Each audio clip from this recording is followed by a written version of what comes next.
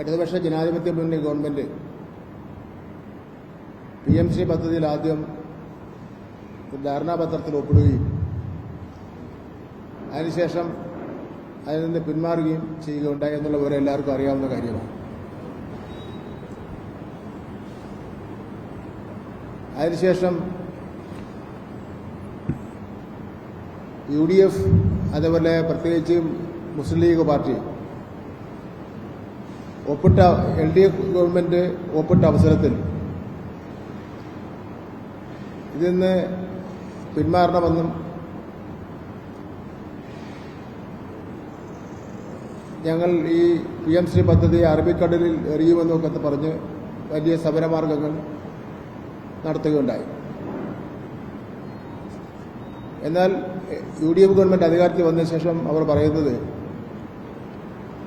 ഇത് പിൻവലിക്കാൻ നിയമപ്രശ്നങ്ങളുണ്ട്, നിയമപരമായി സാധ്യമല്ല എന്നുള്ളതാണ് പറയുന്നത്.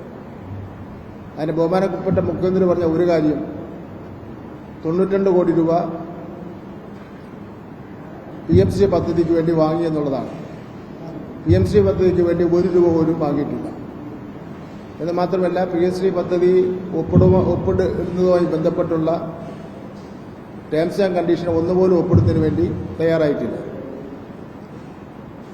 PMC പദ്ധതിയിൽ നിന്ന് പിന്മാറുന്നതിന് വേണ്ടി നയപരമായും നിയമപരമായും യാതൊരു ബുദ്ധിമുട്ടുമില്ല എന്നുള്ള കാര്യം ഞാനിപ്പോൾ ഇവിടെ വ്യക്തമാക്കുകയാണ്. അതായത് ഭരണഘടനയുടെ അനുച്ഛേദം 299 പ്രകാരം സംസ്ഥാനവും കേന്ദ്രവും തമ്മിലുള്ള കരാറുകളിൽ രാഷ്ട്രപതിയോ ഗവർണറോ അധികാരപ്പെടുത്തിയയാൾ വേണം ഒപ്പിടാൻ. PMC കേന്ദ്ര സംസ്ഥാന സെക്രട്ടറിമാരാണ് ഇവിടെ ഒപ്പിട്ടിരിക്കുന്നത്. ഗവർണർക്ക് വേണ്ടിയോ രാഷ്ട്രപതിക്കോ വേണ്ടിയല്ല ഒപ്പിട്ടത്. അതുകൊണ്ട് തന്നെ നിയമപരമായി യാതൊരു ബുദ്ധിമുട്ടും ഇക്കാര്യത്തിലില്ല എന്നുള്ള കാര്യം ഞാനിവിടെ സൂചിപ്പിക്കുകയാണ്. മറ്റൊരു കേസ് 1961 ബീഹാർ ഗവൺമെന്റും കരംചന്ദ് താപ്പർ ആൻഡ് പ്രദേശ് ലിമിറ്റഡും തമ്മിലുള്ള കേസിലും ബഹുമാനപ്പെട്ട സുപ്രീം കോടതി അനുച്ഛേദം 299 ലംഘിച്ചിട്ടു എന്നുള്ള ഉത്തരവ് വന്നിട്ടുണ്ട്.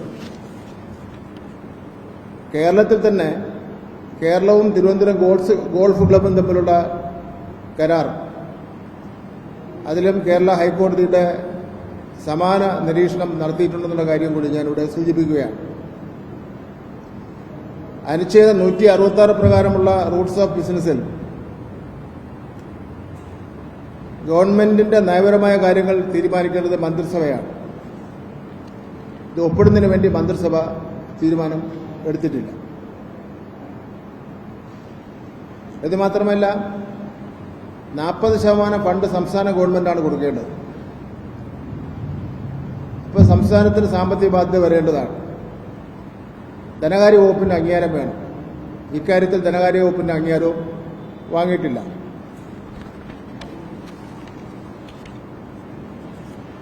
ധനവകുപ്പിന്റെ അംഗീകാരം ഇല്ലാതെ സാമ്പത്തിക ബാധ്യത ഉണ്ടാകുന്ന ഏത് തീരുമാനവും അസാധുവാണ്. അതുപോലെ തന്നെ മറ്റൊരു കേസ് ബാൽ കല്യാണി മഹാരാഷ്ട്ര കേസിൽ ഉൾപ്പെടെ കോടതി വിധിയുണ്ട് എന്നുള്ള കാര്യം ഞാൻ സൂചിപ്പിക്കുകയാണ്. മന്ത്രിസഭയുടെ അനുമതിയില്ലാതെ നയപരമായ വിഷയങ്ങൾക്കുള്ള തീരുമാനം അസാധുവാണെന്ന് Chandrapur district central cooperative bank ലിമിറ്റഡും മഹാരാഷ്ട്രയും തമ്മിലുള്ള കേസിലും കോടതി ഉത്തരവ് ഉണ്ട്. സുപ്രീം കോടതിയിൽ കേന്ദ്ര സർക്കാർ നൽകിയ അഫിഡവിറ്റിലും ഈ കാര്യങ്ങൾ കേരള ഗവൺമെന്റ് PMC നടപ്പിലാക്കാൻ ഉദ്ദേശിക്കുന്നില്ല, അതിൽ നിന്ന് പിന്മാറിയതായിട്ടുള്ള രേഖ സുപ്രീം കോടതിയിലും സമർപ്പിച്ചിട്ടുണ്ട്. അപ്പം അതുകൊണ്ട് നിയമത്തെയും കീഴ്വഴക്കത്തെയും മറ്റു കാര്യങ്ങൾ പറഞ്ഞുകൊണ്ട് ഒപ്പിടുന്നതിൽ നിന്ന് അല്ലെങ്കിൽ നടപ്പിലാക്കുന്ന മുന്നോട്ട് കൊണ്ടുപോകുന്നതിന് വേണ്ടിയുള്ള നടപടി ശരിയായിട്ടുള്ള കാര്യമല്ല. ഒരു നിയമ തടസ്സവും ഇക്കാര്യത്തിൽ പിന്മാറുന്നതിന് വേണ്ടി ഒരു നിയമ തടസ്സവുമില്ല. PMC പദ്ധതിയിൽ നിന്ന് LDF ഗവൺമെന്റ് അധികാരത്തിലിരുന്നപ്പോൾ പിന്മാറിയത്, അതാണ് ഇപ്പോഴത്തെ സ്റ്റാറ്റസ്. അതുമായി മുന്നോട്ട് കൊണ്ടുപോകുന്നതിന് വേണ്ടി യാതൊരു ബുദ്ധിമുട്ടുമില്ല എന്നുള്ള കാര്യം ഞാൻ വ്യക്തമാക്കുവാൻ ആഗ്രഹിക്കുന്നു. മറ്റു കാര്യം, ഇത് PM ശ്രീ ദേശീയ വിദ്യാഭ്യാസ നയത്തിന്റെ ഒരു ഭാഗം മാത്രമാണ്. ബഹുമാനപ്പെട്ട VD സതീശൻ ഗവൺമെന്റ് വ്യക്തമാക്കേണ്ടത് ദേശീയ വിദ്യാഭ്യാസ നയം 2020 നിങ്ങൾ നടപ്പിലാക്കുമോ നടപ്പിലാക്കിയില്ലേ, അതാണ് വ്യക്തമാക്കേണ്ടത്. BJPയുടെയും RSSന്റെയും വിദ്യാഭ്യാസ രംഗത്തെ സമീപനമാണ് ദേശീയ വിദ്യാഭ്യാസ നയമെന്ന് പറയുന്നത്.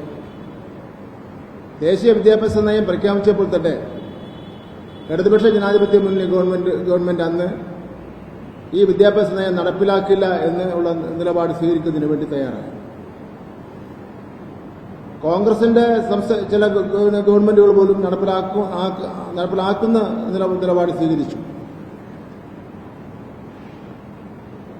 ഇവിടെ ദേശീയ വിദ്യാഭ്യാസ നയത്തിന്റെ ഒരു പാർട്ട് മാത്രമാണ് PM ശ്രീ എന്ന് പറയുന്നത്. യഥാർത്ഥത്തിൽ ദേശീയ വിദ്യാഭ്യാസ നയത്തിലാണ് കരിക്കുലത്തെ സംബന്ധിച്ചിടത്തോളം പറഞ്ഞിട്ടുള്ളത്, വിദ്യാഭ്യാസ രീതി 1ാം ക്ലാസ് മുതൽ ഉള്ള വിദ്യാഭ്യാസ രീതിയും സമ്പ്രദായവും ആകെ അഴിച്ചുപണിഞ്ഞിരിക്കുകയാണ് ഈ 2020 വിദ്യാഭ്യാസ നയത്തിൽ. കേരളം പോലുള്ള ഒരു സംസ്ഥാനത്തെ സംബന്ധിച്ചിടത്തോളം ഇത് ഒരു കാരണവശാലും നടപ്പിലാക്കാൻ വേണ്ടി കഴിയില്ലാതെ മാത്രമല്ല, വിദ്യാഭ്യാസ രംഗം സ്വകാര്യവൽക്കരിക്കുന്നതിന് വേണ്ടിയുള്ള എല്ലാ നടപടിക്രമങ്ങളും ഈ ദേശീയ വിദ്യാഭ്യാസ നയത്തിലുണ്ട്. 4 പാർട്ടായിട്ടാണ് ഇത് തിരിച്ചിരിക്കുന്നത്.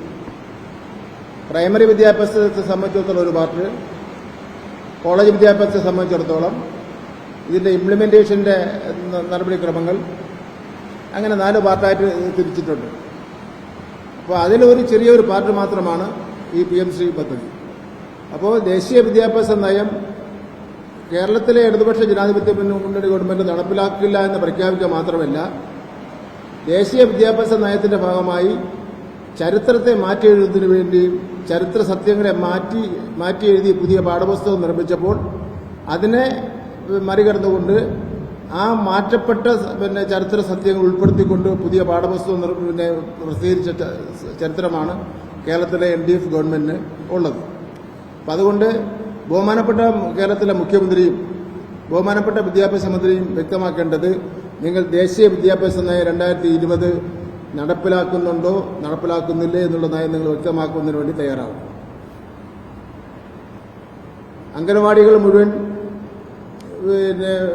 ഇല്ലാതാവാൻ വേണ്ടി പോവുകയാണ്.